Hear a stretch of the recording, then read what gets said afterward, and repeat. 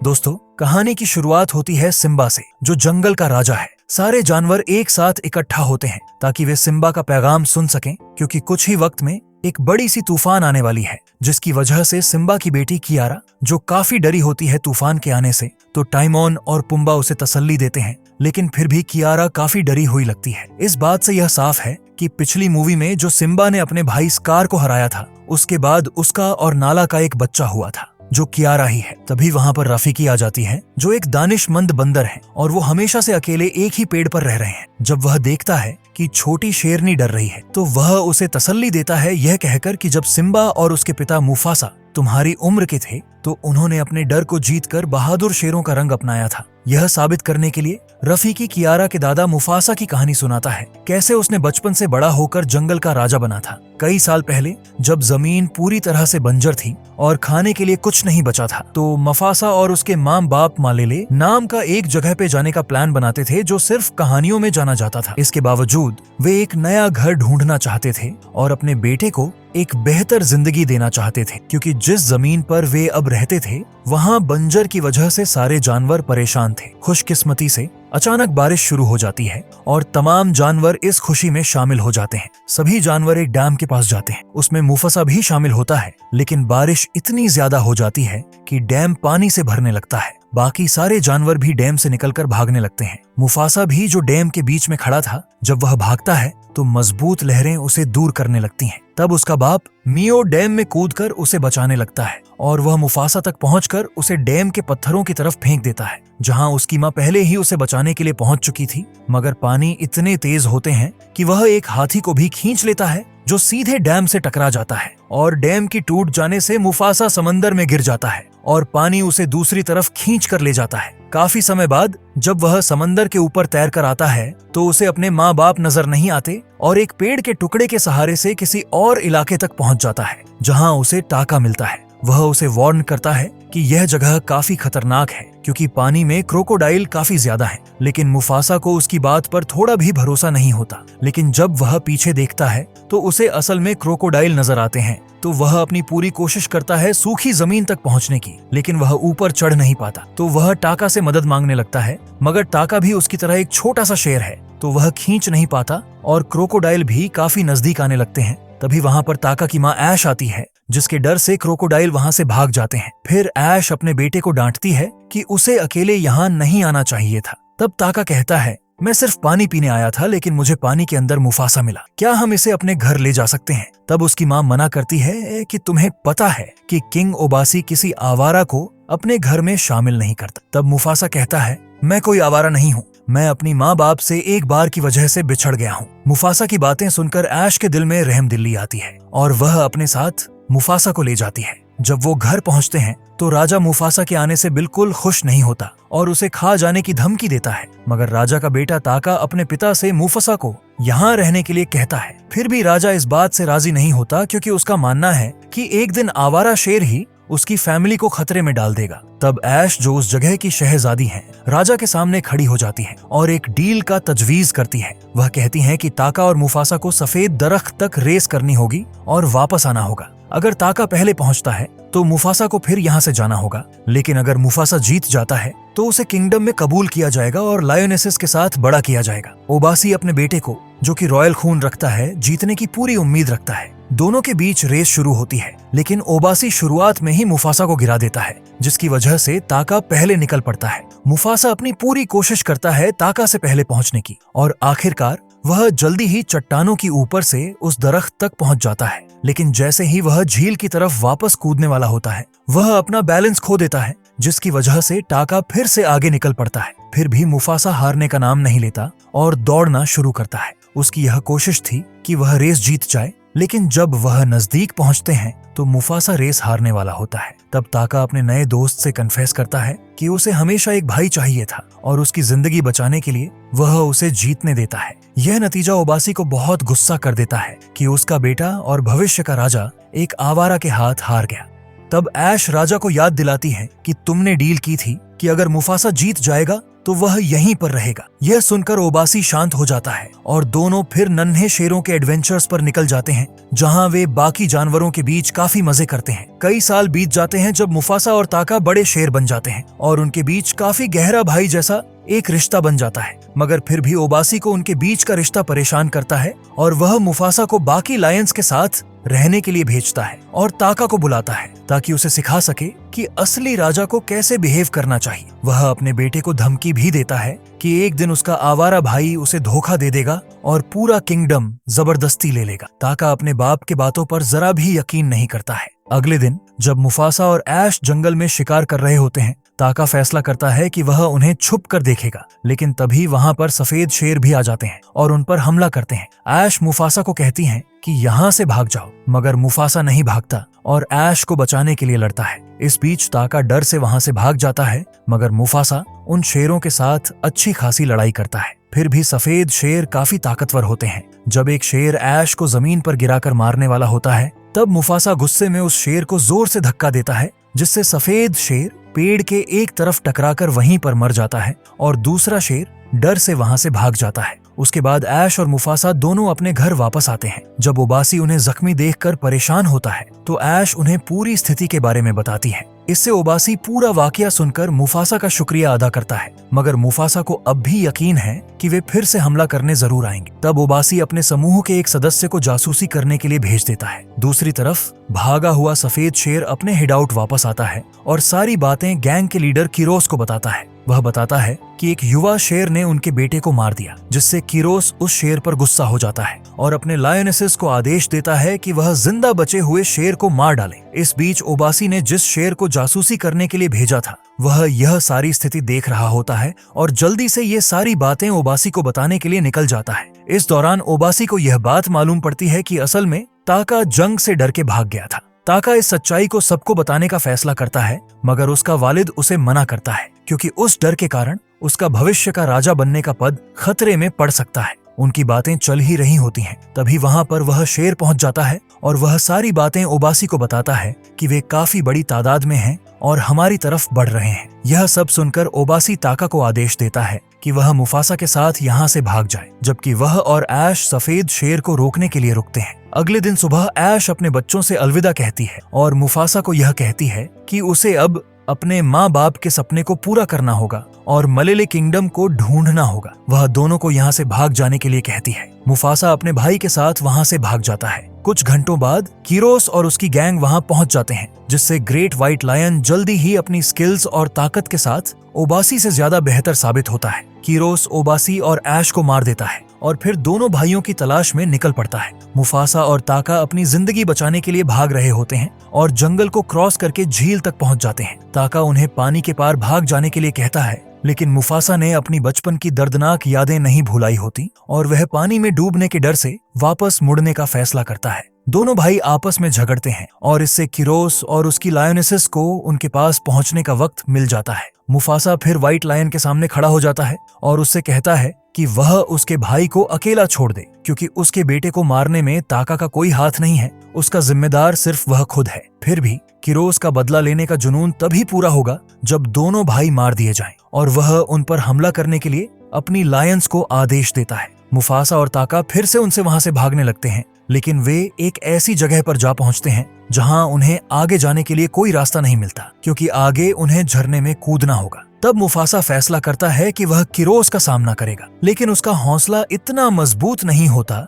कि वह किंग की ताकत का सामना कर सके। तब ताका के दिमाग में एक आइडिया आता है और वह अपने भाई को बचाने के लिए उसे झरने में धक्का दे देता है, जिससे दोनों पानी में गिर जाते हैं और व्हाइट लायन से बचकर वहां से निकल जाते हैं। शाम के वक्त मुफासा और ताका आखिरकार सूखी जमीन तक पहुंच जाते हैं, लेकिन उन्हें ऐसा महसूस होता है कि कोई उन्हें देख रहा है। वे जल्दी ही यह पता कर लेते हैं कि जो उन्हें देख रहा होता है वह सराबी, एक लायनेस और दूसरे किंगडम की प्रिंसेस है, जिसके परिवार पर भी हमला हुआ था, जिससे सिर्फ सराबी वहां से भागने में सफल हो पाई है। उसके साथ एक पक्षी भी होता है जिसका नाम जाजू है, जो उनका गाइड और सलाहकार का काम करता है। परिचय के बाद ताका सराबी की खूबसूरती से मोहित हो जाता है और उसे मलेले की जमीन की तरफ सफर करने के लिए कहता है। लेकिन सराबी को उनकी बातों पर यकीन नहीं आता, क्योंकि उसने भी बचपन से सुना है कि मलेले सिर्फ कहानियों में है, असल में नहीं। और वह कहती है कि वह अपनी बाकी दोस्तों को ढूंढेगी जो जिंदा बच निकले हैं, लेकिन उसे खाना भी ढूंढना होगा। तब मुफासा फिर अपने शिकारी इंस्टिंक्ट्स का इस्तेमाल करता है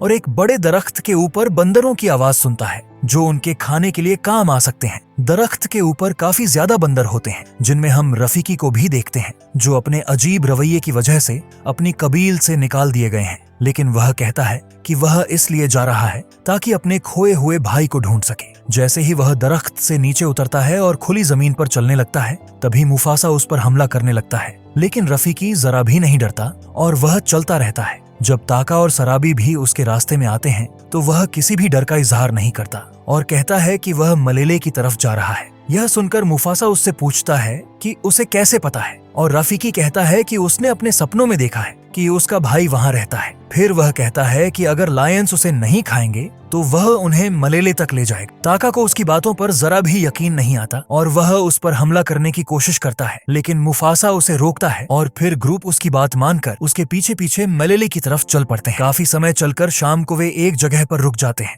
और अगले दिन फिर से अपनी यात्रा जारी रखते हैं, जहां वे एक बड़े घाट तक पहुंच जाते हैं और उसे पार करने का सिर्फ एक ही रास्ता है, नीचे से चलकर दूसरी तरफ जाना। तो सभी नीचे से जाने का फैसला करते हैं। दूसरी तरफ व्हाइट लायंस भी काफी तेजी से उनकी तरफ दौड़ते हुए आ रहे होते हैं। तब जाजू सभी को कहता है कि वे काफी नजदीक पहुंच गए हैं, तो सभी वहां से तेजी से भागने लगते हैं। घाट के दूसरी तरफ पहुंचने के लिए जैसे ही वे वहां पहुंच जाते हैं तो उन्हें वहां एक हाथी का समूह मिलता है जो माइग्रेशन के लिए एक जगह से दूसरी जगह जा रहे होते हैं। तब किरोस और उसकी गैंग वहां पहुंच जाती है और वह पत्थरों से कूदकर समूह की तरफ बढ़ते हैं। मुफासा फैसला करता है कि वह उन्हें हाथियों को डराकर भगाएगा ताकि उनके भागने से वे उनके जरिए यहाँ से बच सके, लेकिन कोई भी हाथी उनसे नहीं डरता। तब सराबी एक दरख्त पर चढ़कर शहद गिरा देती है, जिससे हाथी भाग जाते हैं। यह प्लान काम करता है और काफी व्हाइट लायंस हाथियों के पैरों में आकर कुचल जाते हैं। लेकिन इस बीच सराबी भी अपनी आप को दरख्त पर ज्यादा देर तक कंट्रोल नहीं कर पाती और वह जमीन पर गिरकर एक हाथी के पैर से टकराकर बेहोश हो जाती है। खुशकिस्मती से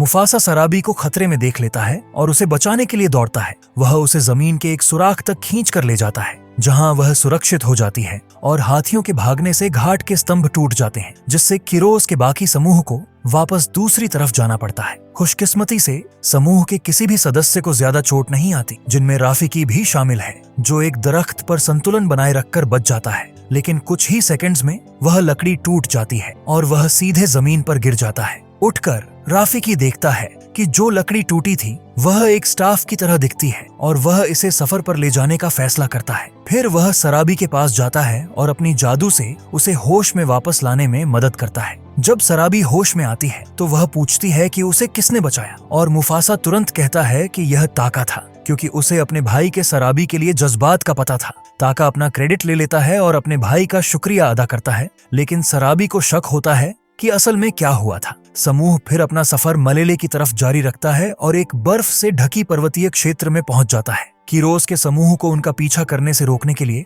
मुफासा जाजू से कहता है कि वह अपनी पंखों से उनके निशान मिटा दे ताकि उन्हें उनकी नजर न आए। कुछ ऐसा ही होता है। जब जाजू मुफासा की बातों पर अमल करता है और उनके निशान मिटा देता है, तब किरोस और उसकी गैंग उनके निशान नहीं देख पाते और वे वहीं खो जाते हैं। जब जाजू वापस आकर मुफासा को बताता है कि उसका आइडिया सच में काम कर गया है, तो सभी काफी खुश होते हैं, लेकिन ताका इस आइडिया से खुश नहीं होता और वह वहां से चला जाता है। तब सराबी को भी यकीन आता है कि उसे मुफासा ने ही बचाया था। शाम को जब मुफासा समूह के लिए खाना ढूंढ रहा होता है, तब सराबी भी वहां आ जाती है और वह मुफासा से कहती है कि वह जानती है कि उसने ही उसकी मदद की थी, क्योंकि सिर्फ मुफासा ही समझ सकता था कि उस स्थिति में क्या करना चाहिए, और उसने अपनी आवाज से उसे तसल्ली दी थी जब वह बेहोश थी। अपने भाई से मोहब्बत में मुफासा सराबी को इनकार करता है कि उसने उसकी जान नहीं बचाई है, ताका ने बचाई है, लेकिन सराबी अपनी बात पर कायम रहती है और मुफासा को तंग करती है कि वह सच बताए। तब मुफासा उसे सारी सच्चाई बता देता है। उसे यह समझ में आता है कि मुफासा को भी सराबी के लिए जज्बात है। सराबी अपने जज्बात मुफासा के लिए दिखाती है और दोनों पर्वत के किनारे साथ में जाते हैं, बिना यह जाने कि ताका उन्हें देख रहा होता है। तब ताका के दिल में अपने भाई के लिए धोखा महसूस होने लगता है और उसे समझ आता है कि मुफासा उसे काफी समय से धोखा दे रहा था। तब वह गुस्से में पर्वत के ऊपर दौड़ता है, लेकिन एक बड़े क्लिफ पर कदम रखते हुए वह नीचे गिर जाता है। खुशकिस्मती से उसे कोई चोट नहीं लगती और जब वह खुद को संभालता है तो उसे दूर से व्हाइट लायंस की आवाज सुनाई देती है। वह आवाज की तरफ चल पड़ता है और कीरोस को अपनी लायनेसिस के साथ देख लेता है, जो गुस्से में और उस पर हमला करने के लिए तैयार होती है। ताका फिर आउटसाइडर्स के साथ एक डील का तजवीज करता है, कहकर कि यह मुफासा था जिसने कीरोस का बेटा मारा था और उसके पास भी उससे बदला लेना है। तो अगर उसकी जिंदगी छोड़ दी जाती है तो वह सभी को मेलेले तक ले जाएगा और उन्हें रास्ता दिखाएगा। उनके मंसूबे मिल जाने के बाद कीरोस डील को मान लेता है और टका उसे असली राजा के रूप में स्वीकार कर लेता है। इस फैसले के बाद टका समूह के पास लौट आता है और मुफासा अपने भाई को बताने की कोशिश करता है कि सराबी के साथ क्या हुआ था, लेकिन ताका उसे इंटरप्ट कर देता है और कहता है कि उन्हें अपना सफर जारी रखना चाहिए। सभी लोग अपने सफर को जारी रखते हैं, बिना इस बात को समझे कि टाका उनके पीछे पीछे व्हाइट लायंस के लिए निशान छोड़ रहा होता है। लंबी यात्रा के बाद आखिरी पहाड़ों को पार करते हुए मुफासा और उसके दोस्त आखिरकार मलेले पहुंच जाते हैं, एक फूलों से भरी जमीन जो जिंदगी और खुशहाली से भरी हुई थी। समूह अपनी जीत का जश्न मनाते हैं, खासकर रफीकी जो एक बड़ा दरख्त ढूंढता है जो उसने अपने ख्वाबों में देखा था। रफीकी खुश होता है देखकर कि उसकी कहानी सच थी, लेकिन मुफासा उससे पूछता है कि वह भाई जो उसने कहा था कि वहां मिलेगा वह कहाँ है। रफीकी फिर बताता है कि उसके ख्वाबों में जो भाई था वह खुद मुफासा था और वह हमेशा उसका इंतजार कर रहा था ताकि वह अपनी जिंदगी नए घर में बिता सके। मुफासा इस बात को सुनकर खुश होता है, लेकिन इस सफलता का जश्न मनाने से पहले व्हाइट लायंस टाका के निशान को देखते हुए वहां पहुंच जाते हैं। कीरोस कहता है कि आज के बाद वह नया किंग होगा और जानवरों से कहता है कि मुफासा को उनके हवाले कर दो।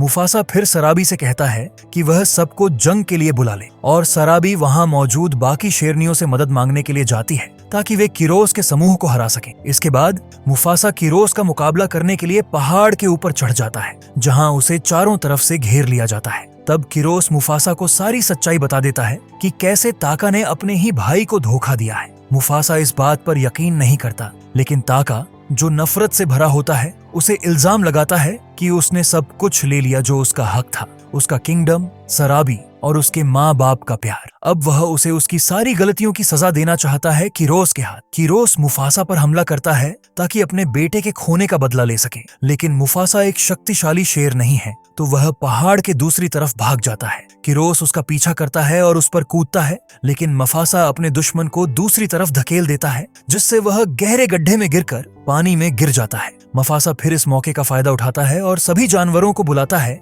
कि वे उनके साथ मिलकर जंग करें, लेकिन जानवर ये पूछते हैं कि वे क्यों उसका साथ दें, क्योंकि यह तो शेरों के बीच का मामला है और उन्हें अपनी जान दाव पर नहीं लगानी चाहिए। मुफासा जवाब देता है कि कीरोस बस दुनिया में एक खतरा है और सिर्फ एकता के जरिए ही वे सभी मिलकर इन खतरों का सामना कर सकते हैं। आखिरकार मुफासा कहता है कि चाहे उनका आकार, नस्ल या ताकत कुछ भी हो, सभी जानवर जिंदगी के चक्कर का हिस्सा हैं और इसलिए उनका फर्ज है कि वे इसे बचाने के लिए लड़ें। इस बयान के बाद सभी लोग उसे अपना नेता मानकर उसका साथ देने का फैसला करते हैं और मिलकर व्हाइट लायंस को अपने इलाके से निकालने के लिए तैयार हो जाते हैं। इसके बावजूद कीरोस युद्ध भूमि पर अपनी जीत में पूरी तरह से यकीन रखता है और कहता है कि जो कुछ भी सूरज की रोशनी में आए वह सब उसका होगा। मुफासा इससे घबराता नहीं है और उस पर हमला करने निकलता है, लेकिन उसकी शेरनियां आईना कीरोस को बचाने के लिए उसे सुरक्षा देती हैं और मुफसा को गड्ढे के अंदर धकेल देती हैं। कुछ समय बाद जब मुफसा की आंख खुलती है